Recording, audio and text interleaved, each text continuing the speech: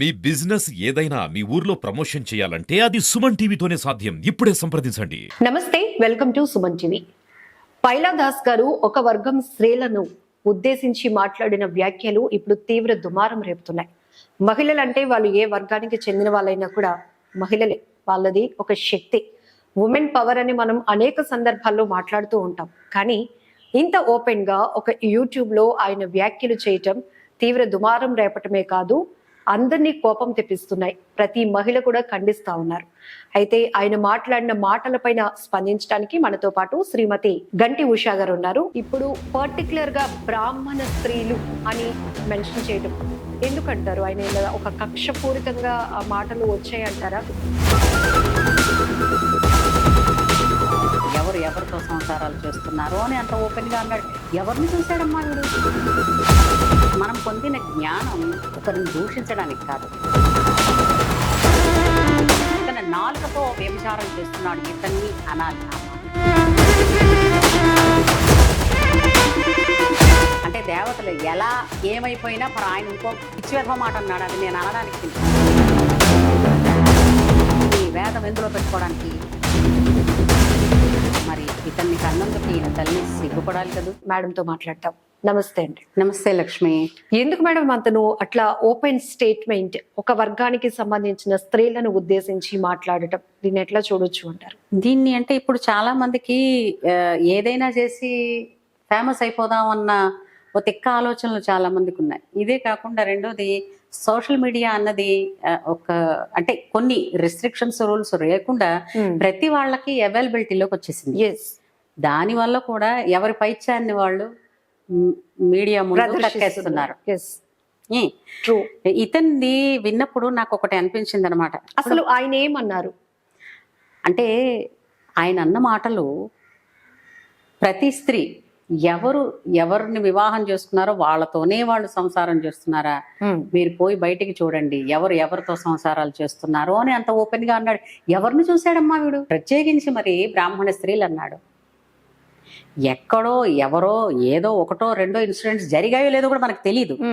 ఒకవేళ అయినప్పటికీ కూడా ఇది చాలా తప్పు, ఇది అనకూడదు. ఎందుకంటే స్త్రీకి మన సమాజంలో మన హిందూ ధర్మంలో ఇచ్చిన గౌరవం ఎంతటిదంటే దేవతతో ఎక్కడైతే స్త్రీలు వాళ్ళని అంటే వాళ్ళకి గౌరవించబడతారో అక్కడ దేవతలు నివసిస్తారని. అంటే ఎటువంటి పరిస్థితుల్లోనూ ఒక స్త్రీని అగౌరవపరిచేటట్టు మాట్లాడే హక్కు ఎవరికీ లేదు. అలాంటిది అతను నోటుకొచ్చినట్టుగా వ్యాఖ్యలు చేశాడు. మరి ఇతన్ని కన్నందుకు ఈయన తల్లి సిగ్గుపడాలి కదూ. ఇలాంటి పిల్లవాడికి నేను జన్మనిచ్చానని ఆ తల్లి సిగ్గుపడుతుంది ఉందేమో. భూమి మీద ఉన్నా ఇక్కడున్నా సుఖపడుతుంది, అక్కడున్నా ఇలాగే బాధపడుతుంది. అంటే మనం క్రాస్ అవుతున్నాము అని కాదు, కానీ నేనైతే ఒకటి చెప్తాను. ఈ మధ్య కాలంలో కొన్ని వీడియోస్ కూడా అతి అంటే ఒక పైత్యాన్ని ప్రదర్శించేలాగా కనిపిస్తున్నాయి.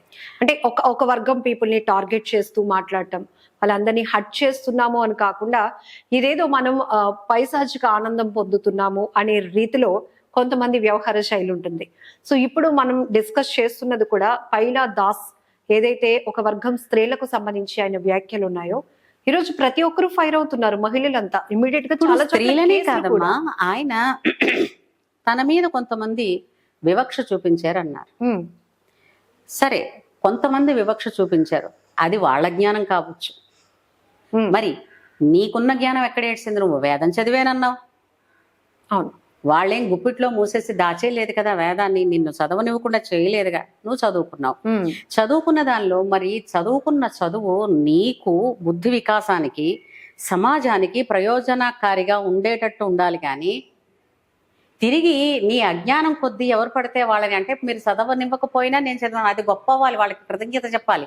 వాళ్ళు ఒకవేళ నీ మీద వివక్ష చూపించినా నువ్వు నీ మానసికంగా నీ జ్ఞానపరంగా నువ్వు ఎదగడానికి నీకు ఒక అవకాశం వచ్చిందని ఆ విధంగా వాళ్ళకి కృతజ్ఞతలు చెప్పాలి. కానీ మనం పొందిన జ్ఞానం ఒకరిని దూషించడానికి కాదు. పండిత లక్షణం అంటేనే సమదర్శనం అంటారు. తర్వాత బ్రాహ్మణులు, వైష్ణవులు, తర్వాత స్మార్తులు అని చెప్తున్నారు. ఇంకా ఒక ప్రత్యేకమైన దానిలో నేను చూశాను, శివుడి భక్తులని, విష్ణుమూర్తి భక్తులని, ఈ విధంగా అతను అది కూడా విడదీసి మాట్లాడుతున్నాడు. విభజించు. కానీ వేదం ఏం చెప్పిందమ్మా? శివకేశవులు అభేదం ఉంది. అసలు మనకి అంటే ఆయన చాలా వేదాలు చదివాడు, నాకంత తెలియదు. కానీ తెలిసినంత మేర ఒకటి చెప్పగలను, ఈశ్వరుడు ఒక్కడే. 3 గుణాలు 3 రూపాలుగా భాషిస్తున్నాయి. దేనికి? సృష్టి వికాసం కోసం. సృష్టి చేసేది ఒకటి, స్థితి చేసేది ఒకటి, లయం చేసేది ఒకటి. ఆ 3 గుణాలు సత్వ రజస్తమో గుణాలు. ఈ 3 గుణాలే 3 రూపాలుగా మనకి భాషిస్తున్నాయి తప్ప ఈశ్వరుడు ఒక్కడేనని ఎవరన్నారు? ఆది శంకరాచార్యుల వారు అన్నారు. అతనికన్నా నువ్వు జ్ఞానవంతుడివా? గజేంద్ర మోక్షం గురించి ఇతను అన్నారు కదా, శివుడు గురించి అని చెప్పినప్పుడు శివుడికి కేశవుడికి అభేదం చెప్పడానికి నేను గజేంద్ర మోక్షంలో ఆ ఏనుగు ప్రార్థన చేసింది. ఎవరిని ప్రార్థన చేసింది? విష్ణుమూర్తి చక్రం పట్టుకునురా అని అడిగిందా? అందులో ఒక పద్యం చూడండి. లోకంబులు లోకేశులు లోకస్తులు తెగిన తుది ఆలోకంబగు పెంజీకటి కవ్వలనెవ్వడు ఏకాకృతిని వెలుగు వాణినే సేవింతుందంది. అంటే ఏంటి? వీటన్నింటినీ దాటి ఏ పరంజ్యోతి అయితే పరబ్రహ్మం అయితే వెలుగుతుందో అతనిని, అంటే అందులో శివుడు విష్ణుమూర్తి ఉన్నారా? ఏ ఒక్కరు పర్టికులర్ లేరు కదా, లేరుగా. అతీతమైన శక్తి. అంతే కదా. ఆ శక్తి ఈశ్వర తత్వం అన్నదే సర్వత్రా వ్యాపించి ఉన్నదనే కదా. అలాగే ఇంకొక చోట కూడా ఆ గజేంద్ర మోక్షం అంటుంది. అంటే గజేంద్రుడు పెట్టుకున్న మొరలో ఏమిటది? ప్రాణంబుల్ ఠావులు తప్పే మూర్ఛ వచ్చే శ్రమం బయ్యడేన్ రావే ఈశ్వర కావవే వరద సంరక్షించు భద్రాత్మక. అక్కడ ఏంటన్నాడు? విష్ణుమూర్తిని అన్నాడా? రావే ఈశ్వర కావవే వరద. అంటే సుదర్శన చక్రం పట్టుకుని విష్ణుమూర్తి ఎందుకు వచ్చాడు అంటే అక్కడ అర్థమైందంటే మనం అనుకుంటున్నాం వాళ్ళకి వాళ్ళు 3 వేరని, కానీ వాడు ఒకటే. సమయాన్ని బట్టి సందర్భాన్ని బట్టి ఎక్కడ ఏ విధంగా ఎలా ఉపయోగించాలో ఆ గుణాలు కనిపిస్తున్నాయి. ఆ గుణం కనిపించడానికి సాధనం ఒక రూపం అవుతోంది అంతే తప్పించి ఆ రూపాలే ముఖ్యం అనుకుంటే నీ వేదం ఎందులో పెట్టుకోవడానికి? నువ్వు చదువుకున్న వేదం అసలు ఏ కోణంలో కూడా ఆయన వ్యాఖ్యల్ని సమర్థించడానికి సమర్థించడం కాదు కదా. అసలు అంటే సహనంతో కూర్చోలేకపోయామమ్మా. నీకు ఇప్పుడు పోనీ అనుకుందాం, ఒక స్త్రీ కూడా అది కూడా ఒకప్పుడు పవిత్రంగా ఆమెది వృత్తి, ఆమెకు మరే సాధనము లేకపోతే తప్ప స్త్రీ ఏనాడు మానసికంగా కూడా దిగజారదు. అయితే అలాంటివేవో ఇతను బుర్రలో పెట్టుకుని ఇతని నాలుకతో వ్యభిచారం చేస్తున్నాడు ఇతన్ని అనాలి ఆ మాట. ఆమె తన ధర్మం కొద్దో లేదా తన ధర్మాన్ని పాటించడానికో వేరే మార్గం లేకో చేసిన వాళ్ళు ఉన్నారేమో, వాళ్ళని కూడా మనం అనడానికి తప్పు అనడానికి లేదమ్మా ఎక్కడా కూడా. అది కూడా వాళ్ళకు సంబంధించి వాళ్ళ జీవనాధారంగా మలుచుకున్నటువంటి వృత్తిది. దాన్ని కూడా మనం మనకున్న ఫ్రీడమ్ తో వాళ్ళని కించపరచడానికి లేదు. కించపరిచే హక్కు నీకెవడిచ్చాడు?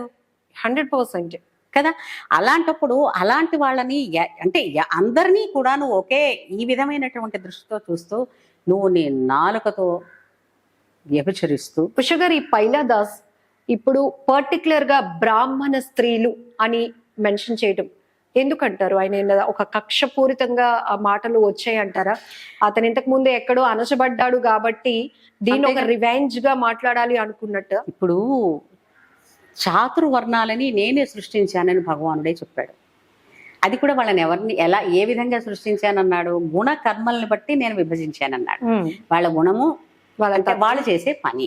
ఇప్పుడు కొంతమంది అంటే అది కూడా మనకి పురుష సూక్తంలో చెప్తారు, బ్రాహ్మణులు ఎక్కడి నుంచి పుట్టారు, క్షత్రియులు ఎక్కడి నుంచి పుట్టారు అంటే వాళ్ళు అక్కడి నుంచి పుట్టారని వాళ్ళని తక్కువ చేయటం లేదు. ముఖము అంటే నోరు ఉంది కదా, నోటి ద్వారా స్పష్టంగా మాట్లాడుతూ వేదాన్ని వర్లిస్తూ చేసే వాళ్ళకి అంటే ముఖం ఎక్కువగా ఉపయోగపడుతుంది అంటే వాళ్ళకి నోరు, వాళ్ళు బ్రాహ్మణులు అన్నారు. భుజబలం ఎక్కువ ఉన్న వాళ్ళని క్షత్రియులు అన్నారు. అలాగే తిష్టంగా కూర్చుని వ్యాపార లక్షణాలు చేసే వాళ్ళని వైశ్యులు అన్నారు. కాయ కష్టం చేయడంలో నిష్ణాతులైన వాళ్ళని శూద్రులని అన్నారు. ఇప్పుడు అదే మనం ఆలోచిద్దాం. అంటే పార్ట్ ఆఫ్ బాడీ తీసుకుంటే ప్రతి ఒక్కరి ఇంపార్టెన్సే లైఫ్ ఏది కాదు. ఇప్పుడు ముఖం ఒక్కటి పని చేయగలదు, ఎక్కడికైనా వెళ్ళగలదా? సరే, కాళ్ళు తీసుకెళ్తాయి, కాళ్ళు ఒక్కటైనా తీసుకెళ్తాయి, మరి చేతులతో పని చేయాలి కదా. అంటే ఏంటి? వాళ్ళు మొట్టమొదటి చెప్పిందే సమాజానికి అందరూ సమానమే, అందరూ అవసరమే సమానమే. వాళ్ళు చూపించని అసమానత్వాలు నీకెక్కడి నుంచి కనపడుతున్నాయి అని అంటే అది నీ బుద్ధి లోపం. తర్వాత ఆయన ఇంకొకటి మాట కూడా అన్నాడు, ఆ మృత సంజీవని విద్య శివుడు రాక్షసులకి ఇచ్చాడట, రాక్షసుల గురువుకి. అంటే ఏంటి? చనిపోయిన వాళ్ళని బ్రతికించడానికి.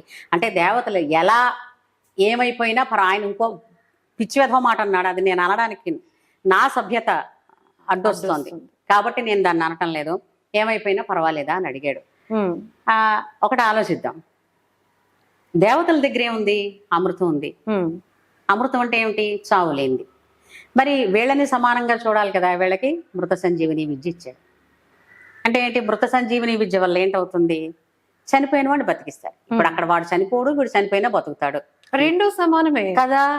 మరి నీకెక్కడి నుంచి ఈ లోపం కనపడుతోంది అంటే పర్సెప్షన్ అమ్మా. ఇక్కడ ఇప్పుడు విద్య అందరికీ అవైలబిలిటీలోనే ఉంది. నువ్వు దాన్ని తెలుసుకున్న తర్వాత ఎలా ఉపయోగిస్తున్నావు అనేది మన వివేకం, మన వివేకాన్ని బట్టి ఉంది. ఎక్కడో ఏదో నీ మనసుకి ఏదో చిన్న ఒకటి రెండు జరగచ్చు. పూర్వకాలంలోనమ్మా ఈ వర్ణాలని అంటే ఏంటి? ఇప్పుడు ఎవరు ఏ పని చెయ్యాలో వాళ్ళని అనడంలో కొన్ని పర్సనల్ గా తీసుకుని కొంతమంది చాలా అంటే ఈ శూద్రులనగా వీళ్ళనగా తక్కువ చూసిన దాఖలాలు లేకపోలేదు. కానీ అదంతా ఏనాడు పోయింది. ఇప్పుడు అందరూ ఎవరికెవరు కూడా మనుషులే, పేరులే తప్ప. ఎప్పుడైనా సరే ఇప్పుడు మనం ఇక్కడ ఇంతమంది ఉన్నాం, పేరుని బట్టి స్పెషల్ గా తెలుస్తుందేమో. ఇప్పుడు ఇమ్రాన్ అనం లేదంటే వేరే ఇంకేదైనా అంటే తెలుస్తుందేమో తప్ప సాధారణంగా ఎవరివి వాళ్ళ పేరు ద్వారా వాళ్ళ కులాలు తెలియటం లేదు. అసలు వేదం లక్షణం ఏమిటి? వేదం ఏం చెప్పింది? సమదర్శనం అంటే ఏంటి? ఎవరినైనా నువ్వు సమానంగానే దర్శించు, గౌరవించాలి, చూడాలి అని చెప్పింది. మరి నేను వేదం చదివానండి అని చెప్పిన నీ నాలుగుకి బుద్ధొద్దా?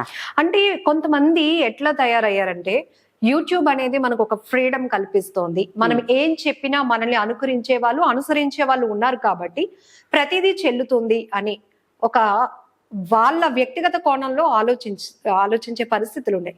సో ఇప్పటికీ వైజాగ్ లో కూడా బ్రాహ్మణ సంఘాలంతా కూడా అతని పైన కేసులు నమోదు చేశారు. చాలా సంఘాలు. ఇలాంటివి రిపీట్ కాకుండా ఉండాలి అంటే మీరేం కోరుతున్నారు? సహజంగా ఇది ఒక చోట ఒకసారి జరిగే మార్పు కాదమ్మా. సాధారణంగా ప్రతి వాడికి మనస్సు, వాడు చేసే ఆలోచనలకి కారణం మనస్సు. ఈ మనస్సు దేని ద్వారా నిర్మితమవుతూ ఉంటుంది నిత్య నూతనంగా అని అంటే చెప్తారు, మనిషి తినే ఆహారాన్ని బట్టి. మనిషి తను తినే ఆహారంలో 6వ వంతు మనస్సుగా మారుతుంది అంటారు. మనం తినే ఆహారంలో సాత్వికత, శుచి ఈ రెండు ఉంటే సవ్యమైన ఆలోచనలే వస్తాయమ్మా.